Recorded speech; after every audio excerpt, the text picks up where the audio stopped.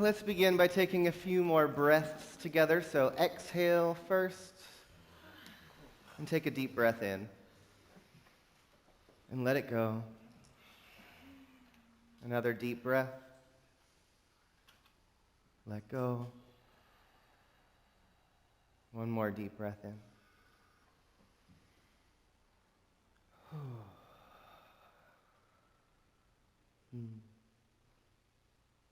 So this year, throughout the Centers for Spiritual Living, our theme we've been exploring has been living out loud.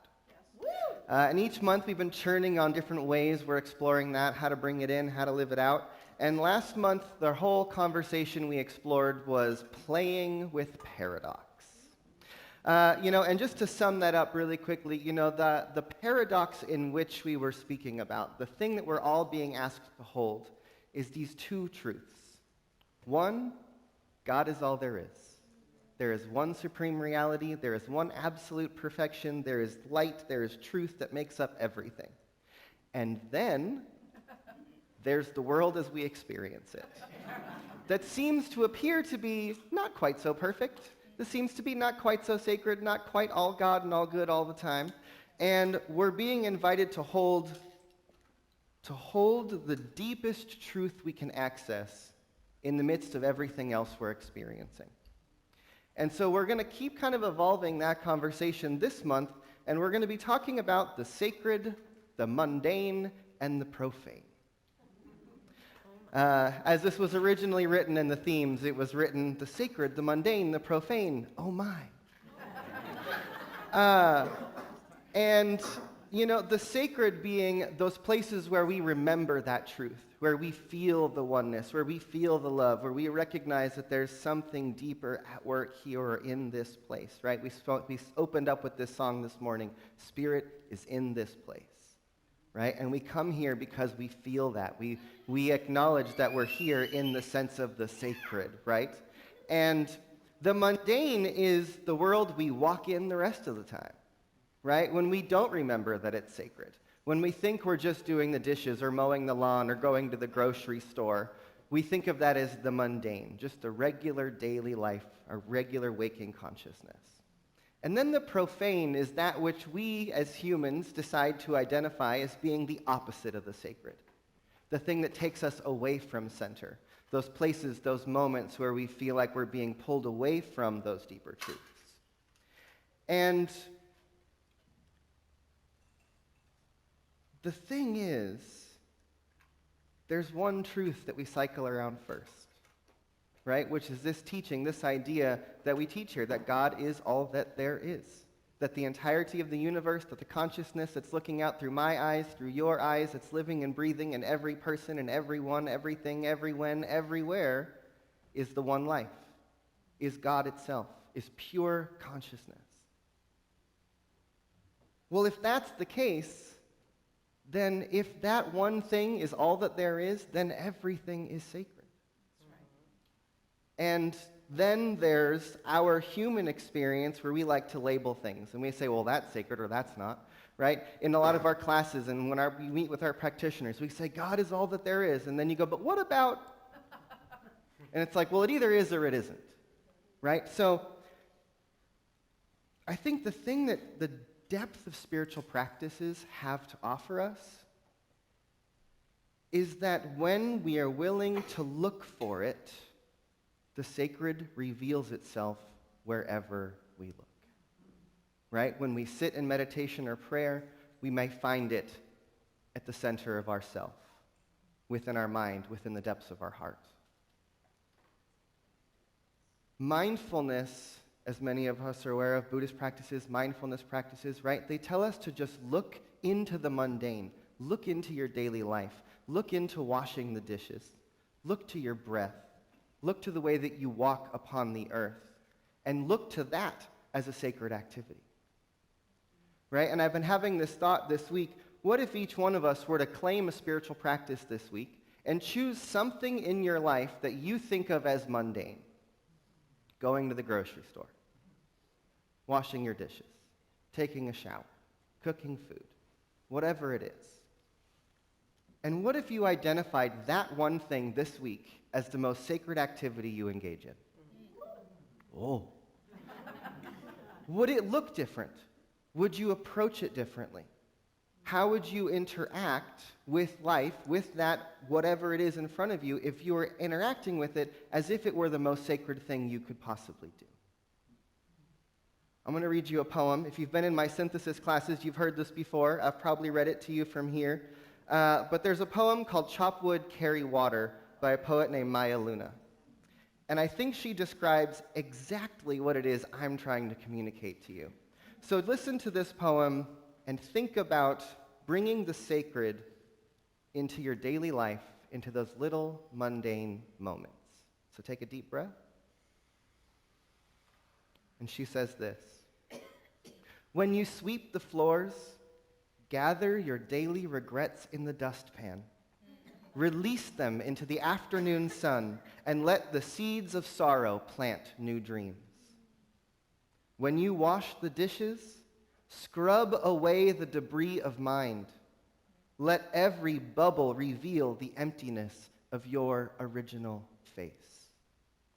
When you cook food, let your heart pour into every simmer and stir.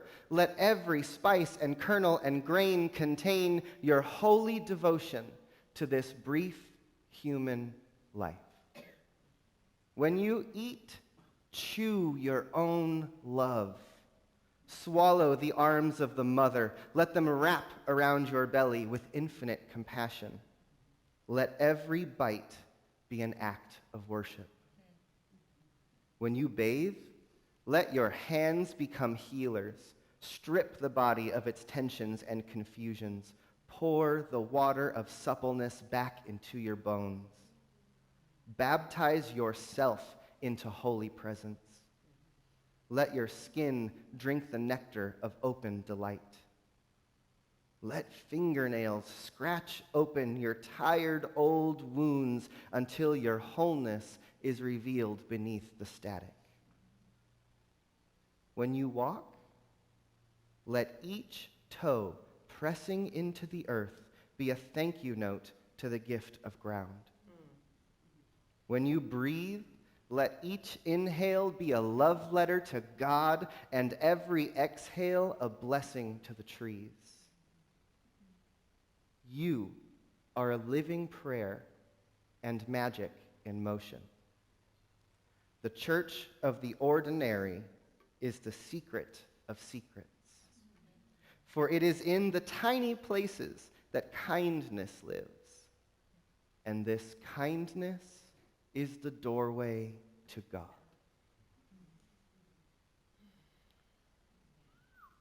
The church of the ordinary is the secret of secrets.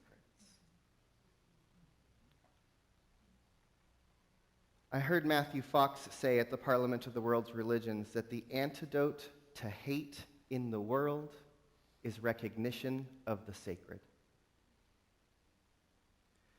That if we could choose to walk in the world and look for the presence of God, look for the sacred essence of life, look for the sacred everywhere we go, that in itself could potentially change the way that each one of us interacts with everyone and everything. If we recognize that the body of the earth was sacred, how would we go about finding our resources and how would we use them? If we believed that the plants and the animals that we eat were sacred, how would we grow them, harvest them, and interact with them? If we believed that the power and the presence of the universe, God itself, the sacred, was living and breathing behind the eyes of every person we interacted with, how would that change how we interact? Right? We live in a world that I think for many has systematically removed us from a sense of the sacred. And really that thing, that truth, that light, that life force is present everywhere. And it's just waiting for us to look to it. Because that we all know that which we look for, we will find. Right? That which we give our attention to, we'll be able to see more of. That which we name, we can start to recognize. And if we just walk through the world as if everything is mundane, as if nothing has meaning, as if there's nothing sacred anywhere, well, look at the results of that. That's what we're seeing in the world. We're living in a world that has lost its connection to the sacred. And the only way we're going to heal anything that's happening in our politics, in our environment, in the wars that are happening, the things that are happening in our communities, in our families, in our bodies, all of the things that are happening to us and around us are because we've lost touch with the sacred itself. So think to yourself for a moment, what's something in your life that you maybe didn't think of as being a sacred activity? And then what would it look like this week to engage in that thing as if it was a truly sacred act? How would it change how you interact with the people, the things, and the places that you go?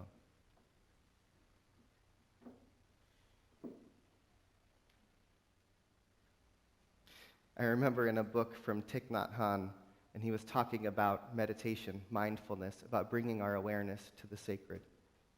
And I think he was in a class, and he had some students, maybe a young child, and someone raised their hand and said, "They," that was his nickname, "They," he goes, is God in, like, even in our poop? And Thich Nhat Hanh's response was, "It must be, because if it wasn't, we'd all be in a world of hurt." And I love that example because it's cute and it's silly, but really it just reminds us that no, quite literally, everywhere we look, the activity of God is unfolding. If we're willing to look for it, we will see it.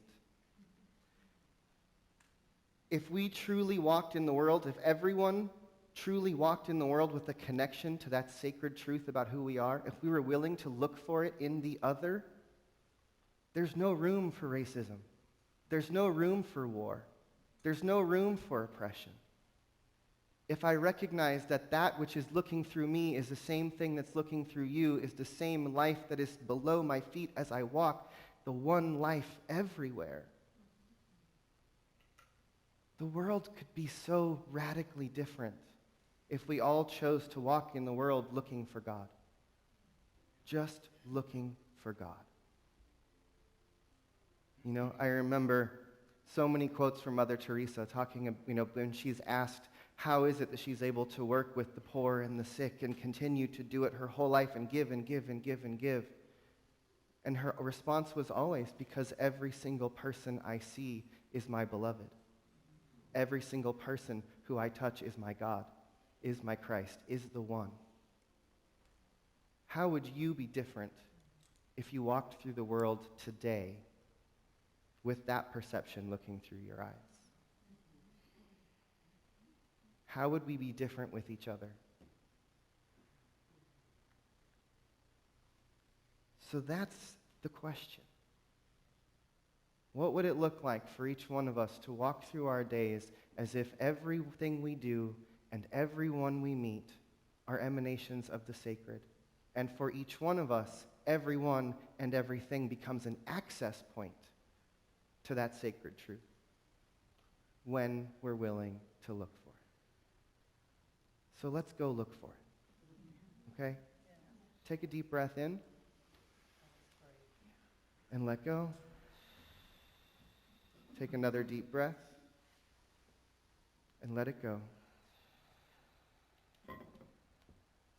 And one more deep breath in. And if it's comfortable, close your eyes. And so once again, I just want to bring our awareness, each one of us, to the breath. As you breathe in again, let each one of us remember that there's something greater than we are that is breathing our bodies. That it is the sacred, the power and the presence of the one, the infinite life that is breathing us, that is beating our hearts. It is that one life that is speaking through me right now. It is that one life that is hearing these words through each one of us in this room. Let's recognize right here and right now that the sacred is everywhere we are willing to look for it. And by looking for it, by saying yes to it, by naming it, we bring it forward, we activate it, we light those candles of truth in our awareness and bring that light into the world.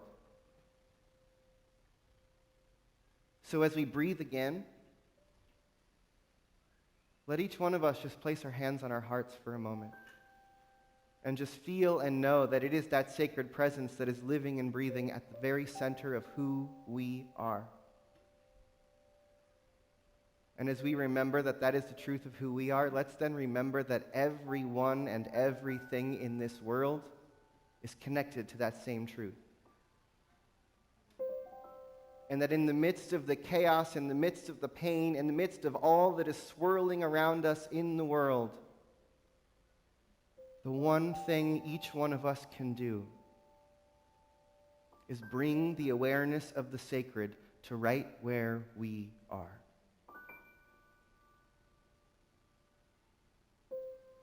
And so I just give thanks for this community, for this space and this place that we can come together to be reminded of that, to feel a sense of that sacred in ourselves and in this community, in the music, in the words, in the felt sense of being here in this place, so that we know what we mean when we say the sacred.